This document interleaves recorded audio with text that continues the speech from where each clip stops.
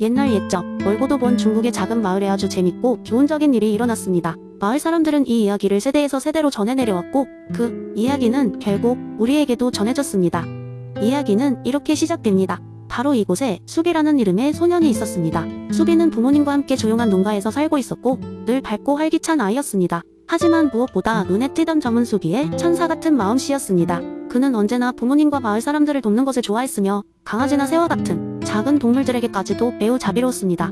어느 날 수비가 들판에서 뛰어놀던 중 그는 작은 새 한 마리가 다친 것을 발견했습니다. 작은 새는 다리가 부러져 날지 못하고 있었죠.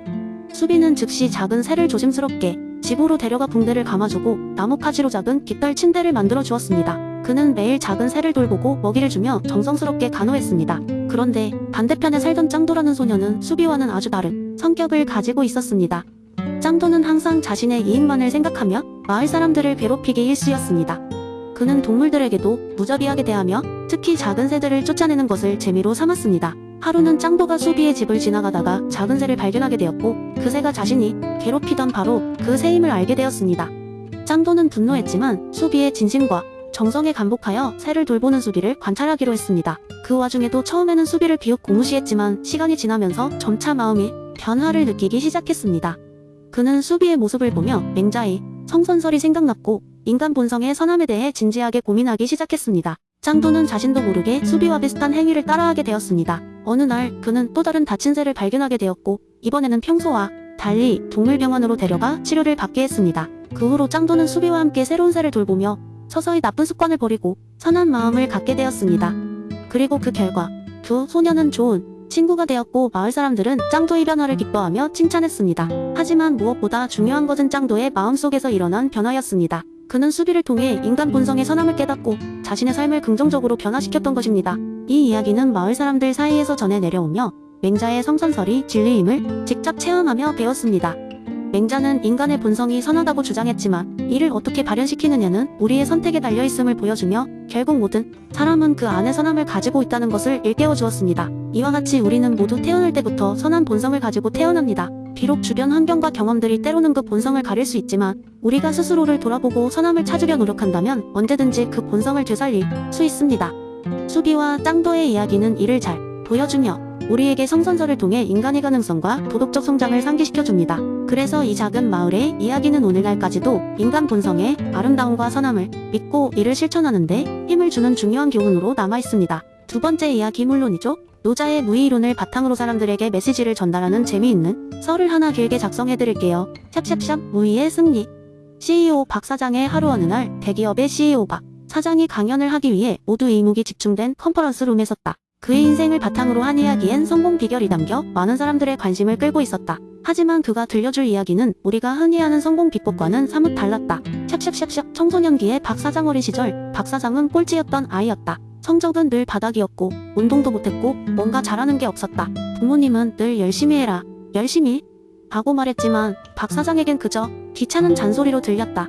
어느 날 우연히 동네 책방에서 노자의 도덕경을 읽게 되었다.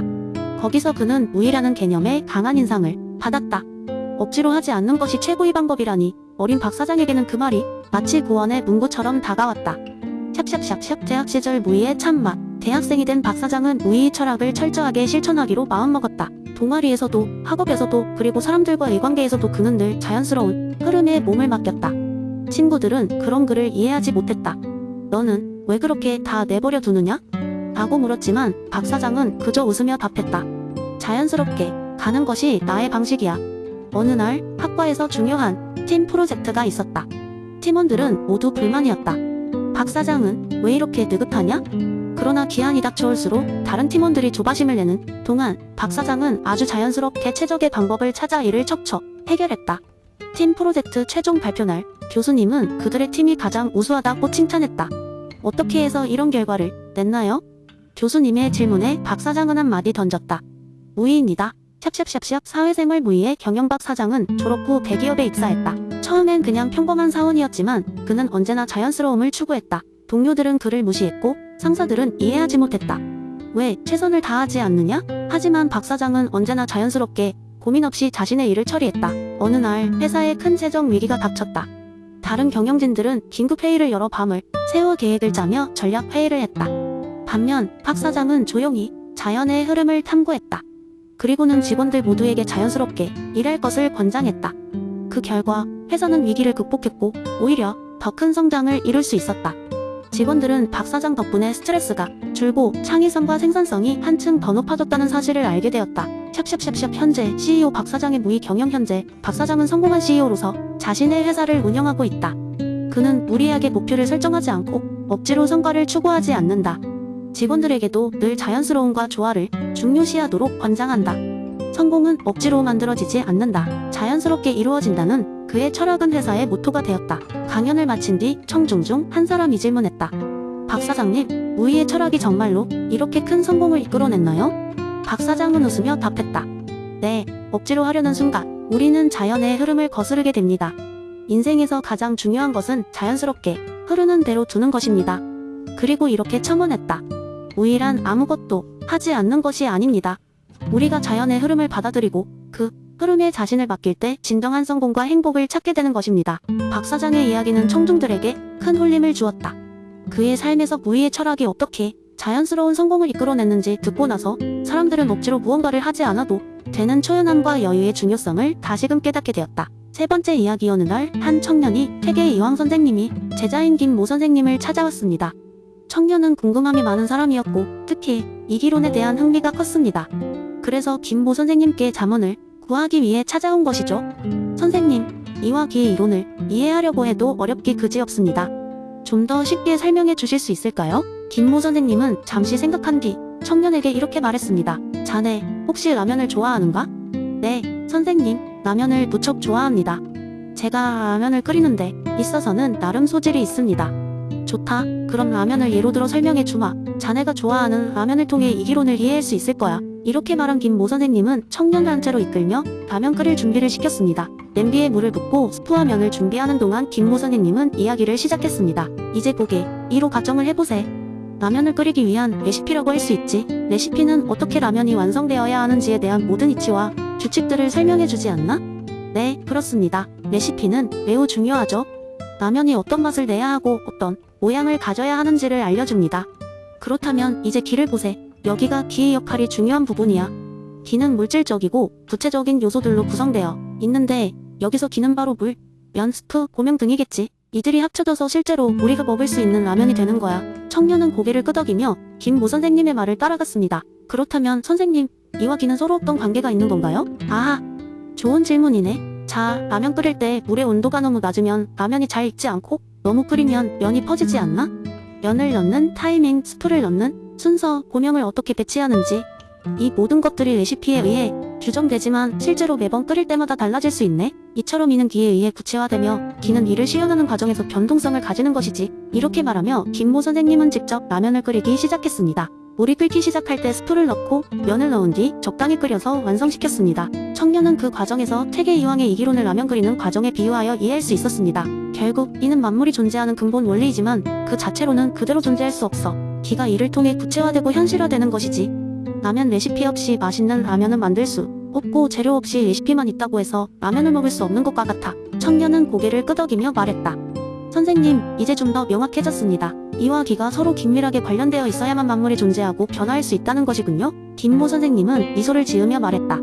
그렇네. 그리고 이와 기가 조화를 이루어야만 진정한 도덕적 가치와 인간 본성에 접근할 수 있다는 것이 바로 퇴계 이황 선생님의 가르침이네. 자, 이제 맛있는 라면을 먹으며 이를 더 깊이 생각해보세.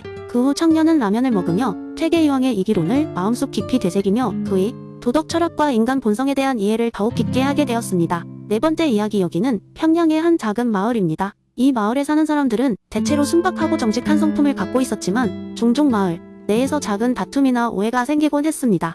아주 오래된 이야기입니다. 이 마을에는 작은 농부, 상인, 학자 그리고 각양각색의 사람들이 모여 살았습니다. 그 중에서도 율곡이의 경의 철학을 실천하던 한 도학자 이씨가 있었습니다. 이씨는 하루도 빠지지 않고 자신의 정원에서 서책을 읽으며 경의 철학을 묵상하고 실천하려 애썼습니다.